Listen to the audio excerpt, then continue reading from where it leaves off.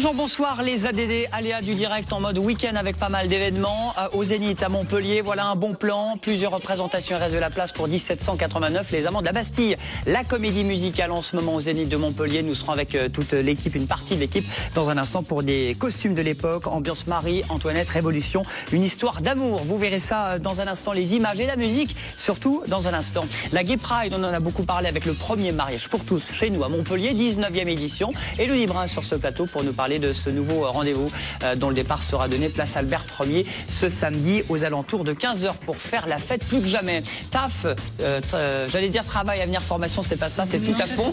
Oui, c'est ça. Oui, c'est de la concurrence avec ce salon au niveau du nom. Taf, c'est à la Secret Place et c'est Marie, c'est bien ça qui nous parle de ce festival de hardcore. C'est plusieurs dates et ça commencera évidemment le 4 juin dans quelques jours maintenant pour ce beau rendez-vous à Saint-Jean-de-Védas près de Montpellier. Les chroniqueurs sont là avec Norbert Grasset de Sorams pour les bouquins des BD ce soir. Norbert. Deux bandes dessinées d'aventure, une bande dessinée d'Heroic Fantasy avec Ralph Azam de Lewis Trondheim, donc un auteur de la région, et également Terra Australis, une très belle bande dessinée d'histoire et d'aventure, fait par un dessinateur du Sud niçois qui s'appelle Nick Lou. Des sudistes plus que jamais, donc voilà. C'est très bien. On est chez nous. Pierre, bonsoir. Bonsoir. La chronique magie ce soir, on parle de quoi? On fait quoi? On sort les billets? Je vous ai ramené ma petite tirelire. Voilà, je vous en dis pas plus. J'ai économisé. Il a ramené sa tirelire. C'est pas ce que je veux dire. Voilà, non, on en reparle. Les images tout à l'heure. dans un instant. C'est ça, voilà. Notre invitée Phil Roule ce soir, elle est avec nous. Elle se produit au Kawa Théâtre de Montpellier dans quelques jours et quelques semaines au Festival d'Avignon. Plus que jamais, ça s'appelle Nouveau Spectacle. Oui, on s'est pas plus trop, oui. Voilà. Regardez. Elle est avec nous, c'est Elisabeth Buffet. Bienvenue sur ce plateau. Merci, bonjour. Plus que jamais pour nous parler de ce nouveau rendez-vous humour et Fantasy. one-man show. Pardon? Humour et fantaisie. Et fantasy, plus que jamais. Calembours et bonbons. J'ai vu que vous étiez né, vous êtes du Sud, vous étiez né à Toulon. Toulon. Oui, j'y ai vécu quelques temps. Oui, mon père était dans la marine, donc on a fait un peu tous les ports de France. Voilà. Et maintenant à Paris, dans la capitale comme les... Paris, tout à fait, obligé. Bah oui, un peu obligatoire. Plus que jamais. Oui. Et moi j'aime bien Paris quand on est célibataire un peu festif, c'est bien. Voilà. J'annonce tout de suite, je lance des appels. Bon, vous aimez bien le Cap aussi? Tout à fait, il y a quelques souvenirs croustillants. Sacré souvenir. Croustillants. Non, parce que vous êtes produit il y a quelques semaines au Festival d'humour du Cap. Oui, mais alors je disais effectivement que j'ai été assez déçue parce que vu le temps, vu la météo pourrie, j'ai pas perçu le quart d'un bout de fesse. Donc j'étais un petit peu, je suis restée sur ma faim. Revenez cet été. Mais on reviendra, bien sûr. Plus que jamais. Bon, Elisabeth, vous êtes de la région. Ça fait pas très longtemps que vous êtes dans l'humour parce que j'ai vu 2005. Oui, c'est ça à peu près. Vous avez commencé par du marketing. Oui, enfin j'ai fait beaucoup de petites choses, mais effectivement je suis restée longtemps à la FNAC, pour ne pas la citer, au service marketing. J'étais quand même la responsable du service client adhérent. Attendez, à moi toute seule. Je répondais à ça de courrier, genre on n'est pas content. Non, mais moi j'aimais bien, je me suis bien éclatée, mais c'est vrai que je continuais quand même parallèlement à écrire, à essayer de me produire sur scène. Et puis un jour, voilà, ça a fonctionné, j'ai tout lâché. Vous avez volé de vos propres ailes comme une grande. Oui, voilà, je me suis écrabouillée sur une scène, voilà. Bon, votre meilleure copine, est-ce que c'est Florence Foresti? Non. Non, je ne l'aime pas du tout. Non, c'est ça, je déteste ça dans le bidouille. Non, c'est pas ça du tout, c'est qu'on se croise jamais. C'est elle qui m'a vraiment mis le pied à l'étrier en me faisant participer à son gala Foresti and Friends. Donc c'est vrai que ça a été un gros coup de projecteur, ça a accéléré les choses, mais moi, tous mes amis sont en dehors du spectacle, hein, les vrais amis. Les vrais amis, c'est qui vos vrais amis? C'est des gens qui sont pas connus, qui travaillent dans le crédit. Nous alors. Vous? Oui. Des vrais amis? Ouais, je vous appelle pour déménager un dimanche. Je suis pas sûre du truc là. Ah, moi je serai au Cap d'Agde. Ah oui, c'est ça, ils m'appellent même pas. Bon, en tout cas, c'est pas au Cap, mais c'est au Kawa ce soir, à Montpellier. Oui, tout à fait. Retour au Capitole, je crois, vous êtes dans le cadre du Festival d'Avignon. Oui. Vous allez vous produire au mois de juillet. Ouais. Vous avez commencé par un premier one-man show, seul dans sa culotte? Absolument. Qu'est-ce que c'est que cette histoire? Comment ça se fait-il? On est tous de toute façon un petit peu tous seuls dans nos slips. Hein. Mais c'était effectivement une façon de dire que ça parlait de la célibataire en quête d'amour et comme ça parle beaucoup de cul. Voilà, c'est c'est le prisme de la culotte qui avait été choisi comme angle de vue. Bon. C'est beau, hein, le prisme de la culotte. Bravo, comme angle de vue. Et puis un second one woman show. Voilà, qui est là en train de se créer, voilà, et je suis ravie de le créer, notamment ici, de le rôder un petit peu avant Avignon, quoi. Parce que pour vous, Avignon, ce sont les gros moments, c'est dans le cadre du festival du Off? Oui, oui, bien sûr. Ah oui, on joue pas à la cour du Palais des Papes. Non, ils veulent pas, je comprends pas. Oui, oui, non, c'est important. C'est vrai que c'est là où c'est une grosse vitrine, on va dire. Il y a beaucoup de professionnels qui viennent, donc faut être assez solide, ouais. Bon, et puis là, il y a eu aussi Adam et Ève aussi qui a fait partie, vous avez... Oui, c'était une de mes réflexions bibliques et philosophiques sur la naissance de l'orgasme, effectivement. Eh ben, on regarde ça, Mais Elisabeth tout à fait, Buffet, allons-y. c'est parti, c'est maintenant. À votre avis, est-ce que c'est Dieu qui a inventé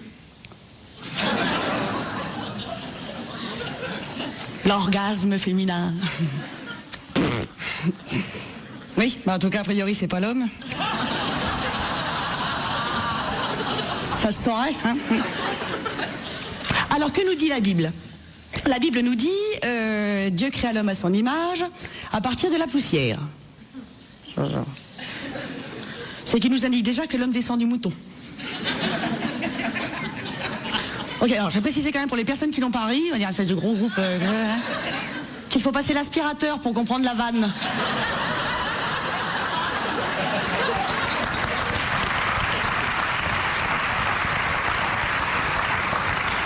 Il y a un gros groupe de feignasses par là. Hein. Bon, donc on a le gars, Adam, hein, qui bine son jardin, la zizouille au vent. Un petit peu comme Hervé. Ah, mais il y a juste l'arbre de la connaissance du bien et du mal auquel il faut pas toucher sous peine de mort. Mais il s'en fout.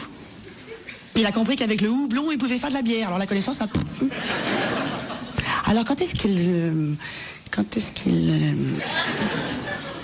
qu'il nique? Ah bah non, elle est pas encore là, la grosse. Ah non. Ah ouais, mais... C'est pas le nouveau spectacle, Il y a hein, des ça vous animaux. l'avez bien travaillé, bien rodé, bien préparé. Le nouveau s'appelle Nouveau Spectacle, depuis le 26 février. Oui, c'est ça, on l'a créé à Lyon. Oui, oui. Oui, c'est un peu la suite des tribulations de cette pauvre fille. Alors qui refuse ressemble un peu étonnamment. de vieillir en quelque sorte, qui C'est ça. vieillit mais qui refuse Oui. de grandir. Oui, c'est exactement ça. Le problème, c'est que je suis un peu restée la même. Moi, je pensais que, voilà, depuis mon premier spectacle, il allait se passer plein de choses dans ma vie, de gros bouleversements à tout niveau, hein, professionnel, genre le cinéma, affectif, des enfants, machin. Rien ne s'est déroulé. Je veux dire, mais l'espèce de désert avec le buisson qui passe devant. Rien. Donc, du coup, c'est horrible de se voir un petit peu, effectivement, vieillir pour une femme, notamment, mais en même temps, d'être toujours, voilà, attirée par la fête, les gens jeunes, les références de jeunes, j'aime bien parler verlan, enfin voilà. Donc, du coup, il y a une espèce de décalage, quand même, au bout d'un moment, qui finit par se créer. Le sexe, les boîtes de nuit. Oui, alors maintenant c'est souvent les boîtes de nuit, mais moi, moi de zizi. T'as fallu au Cap d'Agde, hein Pierre? Oui, alors voilà, moi, Voilà, les ça, boîtes très bien. spécialisées zizi. Il y a ce qu'il faut là-bas. Pierre, peut-être, notre chroniqueur spécial Non, Cap, tu sais? Ah oui, c'est en magique. direct, le mec qui se lève, Oui, il est c'est la qui lui, magie. Non, c'est bon. Non, c'est bon. Bon, en tout cas, est-ce qu'il y a des surprises à chaque fois? Est-ce qu'il est rodé ce spectacle ou au fil des semaines, vous rajoutez un petit plus, vous faites du local? Ah bah là, il est en train de tout le temps évoluer. On teste des choses. C'est vrai que en humour, il y a que le public qui peut dire, qui valide ou pas une vanne, quoi, ou une phrase. Et donc du coup, on change et des fois, ça tient à rien, à inverser des choses. Là, on change la fin et tout. Donc il y aura encore des nouvelles choses dès ce soir et dès demain. C'est-à-dire, ça rit pas, c'est poubelle. Ça rit pas, c'est pourquoi. C'est-à-dire, non, mais c'est pourquoi. C'est est-ce que je l'ai mal fait, est-ce qu'on l'a compris, est-ce qu'il faut que je l'arrange autrement, ou sinon c'est les poubelles effectivement. Corbeil. Bon, du 6 au 31 juillet au Capitole Avignon, et puis ce soir au Kawa Théâtre de Montpellier. Ce soir et demain. Ah, et demain aussi. Mais oui, oh là là. Quelle heure? 20h, 20h30? 21h. 21h, s'il vous plaît. Bon, c'est sympa le Kawa. En plus, c'est une salle où c'est très J'ai pas intimiste. encore C'est quoi? C'est quelques, je sais plus combien de places, plusieurs centaines de places, mais c'est Un pas petit très, 200. Vous connaissez le Kawa? 200. C'est un 200 places. Là, c'est Je très te bien. demandais. Il y a cette proximité avec. Ah bah les gens avec ils Elisabeth. ont le nez sur ma culotte en gros. Et ben voilà. Parce qu'à un moment on la voit. Je n'en dis pas plus. J'enchaîne Il avec reste la quelques chronique- places. La chronique livre.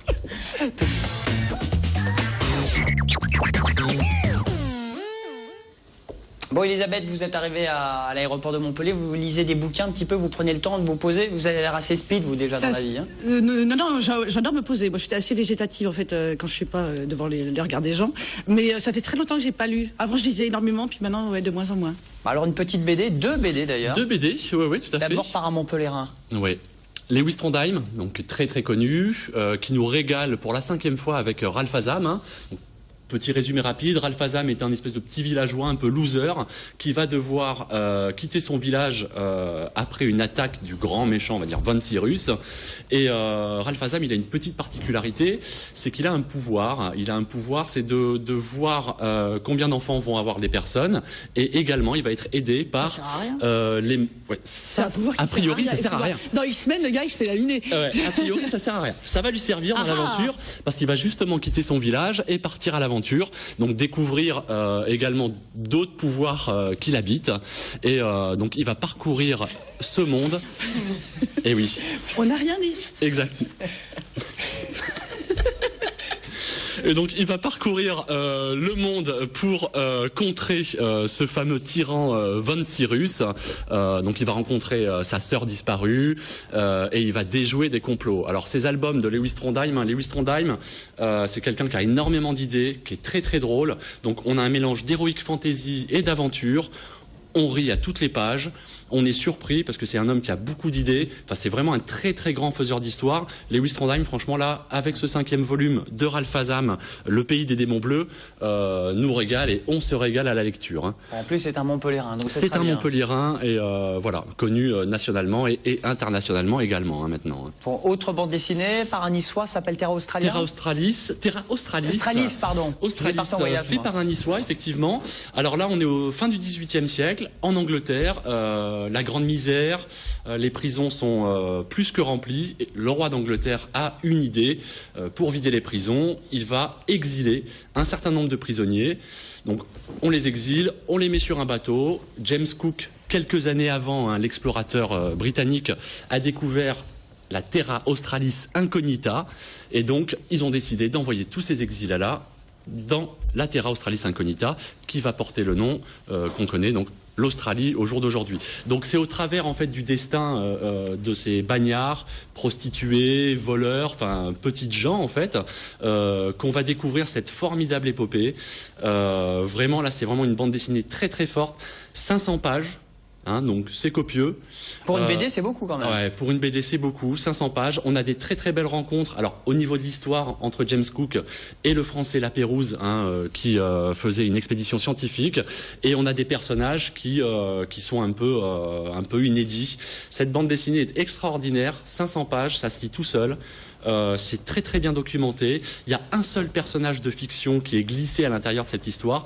Tout le reste, ce sont des gens qui ont vécu et qui ont écrit l'histoire, la préhistoire en quelque sorte de l'Australie. C'est vraiment un roman graphique fleuve. Je le surconseille. Moi, j'ai voyagé, ça m'a emmené très très loin, quoi.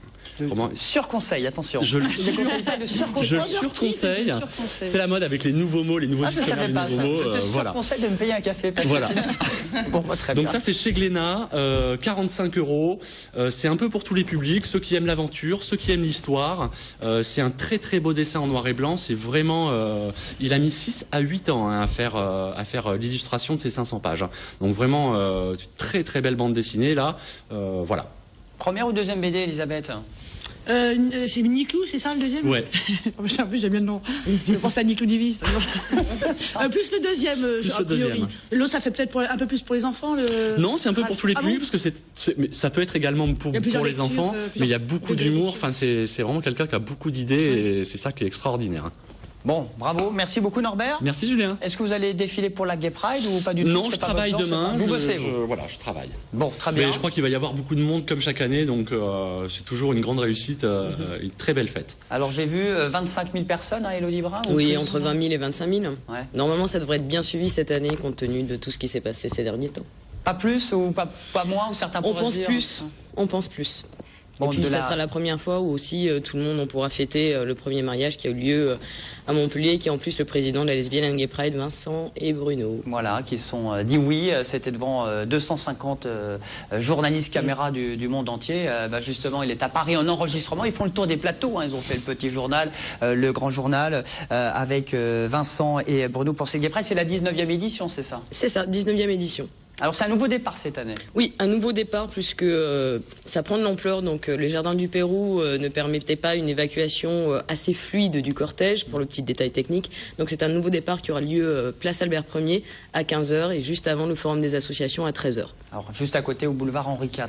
Exactement, c'est Henri IV et même l'arrêt de tram Albert Ier. Et après, la parade, ça y est, c'est parti. Il y a les chars. Il y a les chars, il y a une vingtaine de chars. Et puis, il y aura une batucada aussi cette année pour mettre de l'ambiance. Je crois qu'on avait envie, puisque le mot d'ordre de l'année est notre solidarité l'emportera. On avait envie déjà de montrer qu'on a réussi à faire de grandes et belles choses malgré tout ce qu'on a pu entendre et les relents d'homophobie qu'on a subis ces derniers temps. Donc, c'est important d'être là pour fêter une première victoire. Parce qu'après, les combats ne sont pas finis puisqu'il en reste pas mal, notamment les droits de filiation, l'accès à la PMA et les transidentités qui ont été quand même absents de tous ces débats ces derniers temps. Elisabeth Buffet, vous avez déjà défilé pour la Gay Pride ou vous n'avez pas le temps, c'est pas votre truc? Alors le soir, je les rejoindrai certainement le soir quelque part, forcément. Non, parce que l'après-midi, je vais travailler effectivement, donc je me suis dit, ah, c'est con, je pourrais pas suivre les chars, mais je pense que le soir, ça va se continuer. Eh ben écoutez, il y a un big apéro, il paraît. Ah bon, ça? Oui, ah bah... T'as 3 plumes dans le cul, et 2 verres à boire, elle est là. Ah, le closing de la Gay Pride. Je vois qu'on a le même costume, c'est très bien. On peut s'accorder, c'est parfait. Vous êtes sympa ces costumes cette année. Voilà. Les soirées. Il y a l'apéro à 18h sur le parvis de l'hôtel de ville, mais je crois que vous serez encore en train de travailler. Mais après, les soirées de clôture commencent à 23h30. Il y en a 4 cette année. À la Villa Rouge, au Pink Club, au Sauna. Donc désolé, mais pas possible. Et au Moum. Ah, Elisabeth dans un sauna, tiens, ça peut faire une petite vraie, ça. Je me suis trompé d'endroit. Bon. Ah oui, ça coupe, excusez-moi, monsieur. Bon, bah très bien. Et puis là, il y aura des DJ qui vont mixer, là aussi, sur la place Georges Frêche.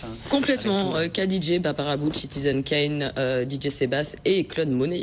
Face à la nouvelle mairie de Montpellier, quartier Port-Marianne, où il y avait beaucoup de monde pour cette cérémonie, pour assister au mariage de Bruno et de Vincent. On l'a justement au téléphone, Vincent Autain, Vincent Boileau-Autain exactement, parce que maintenant ils se sont Lewis, c'est donc composé. Une folle semaine pour vous, vous arrivez à vous en remettre?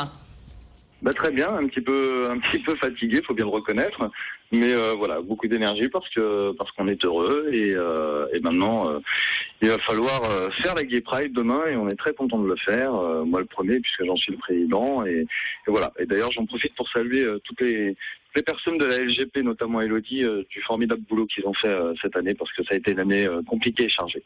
Bon, vous nous passez Bruno qui nous dise un petit mot? Avec plaisir, je vous passe Bruno. Oui. Bon, Bruno, comment allez-vous cette folle semaine, cette fameuse journée de mercredi, votre plus beau jour de votre vie? Oui, alors maintenant c'est encore un peu difficile de réaliser, donc il va falloir laisser passer quelques jours parce qu'en effet ça a été une folle semaine, pas qu'une folle journée, une folle semaine, donc un petit peu de temps nécessaire pour réaliser ce qui s'est passé et puis mais de toute façon c'était une magnifique journée, ça c'est certain. Bon, vous serez dès samedi à la Gay Pride, tous les deux plus que jamais. C'est ça, dès samedi on y sera comme tous les ans d'ailleurs et on continuera les combats qu'on a à mener. Voilà, une sacrée semaine, parce que ça s'est enchaîné, c'était pas prévu, la Gay Pride était programmée depuis un bout de temps, et puis ce mariage, il s'est fait déjà en semaine, et puis ça s'est fait quelques jours avant ce rendez-vous. Mais en fait, c'est la cerise avant qu'on met dans le gâteau. D'habitude, on la met au-dessus, mais là, on en a mis plein dans le gâteau pour après finir aussi comme il faut. Vous étiez de noces mercredi? J'étais même le témoin de Vincent, j'ai eu l'honneur d'être le témoin de Vincent, d'ailleurs je le remercie de m'avoir fait un petit coucou par téléphone. Je l'embrasse bien fort, et oui, c'est un ami très cher à mon cœur et j'ai été très très touchée de vivre cet instant de bonheur avec eux. Bon, vous avez suivi la cérémonie, Elisabeth, ou vous avez pas eu... Non, j'ai pas suivi. J'ai suivi de loin, on va dire. On a parlé beaucoup de ça à Montpellier. Moi, je suis ravie, je suis hyper contente. Ah ouais, ça m'a touchée. Mais j'ai vu quand même 2-3 images, c'est vrai que c'était touchant. Bon, en tout cas, comme tous les mariages. Bah ouais. Moi, j'ai déjà chialé à tous les mariages. De joie plus que jamais. Hein. Ah, tout à fait. Oui. Bon, alors cette Gay Pride, c'est parti. Donc 15h, place Albert Ier. Avec la petite subtilité aussi, puisqu'à l'apéro sur le parvis de l'hôtel de ville se clôturera un mariage et ce sera le premier mariage entre filles. Oui, ça c'est une première aussi à Montpellier. Voilà. Et à Marseille. Je crois qu'à Montpellier, on fait un énorme pack sur les premières. Et puis c'est mérité parce que je crois que la ville aussi, avec Hélène Mandroux, met tout son courage et sa force pour défendre les droits des LGBT. Et donc c'est un bel événement avec TV Sud, entre 20 et 25 000 personnes, 19e édition de la Lesbian and Gay Pride, départ pas loin du boulevard Louis Blanc cette année, si vous voulez donc parader avec tous les amis et effectivement terminer jusqu'au bout de la nuit avec cet apéro, donc place de l'hôtel de ville, plus que jamais, peut-être un after pour Elisabeth après le Kawaka. Idée after, tout à fait. Hein, on va à la Secret Place dans un instant et puis on va faire un petit tour de magie et puis évidemment nos amis qui sont là, 1789, à tout de suite sur TV Sud après la pause.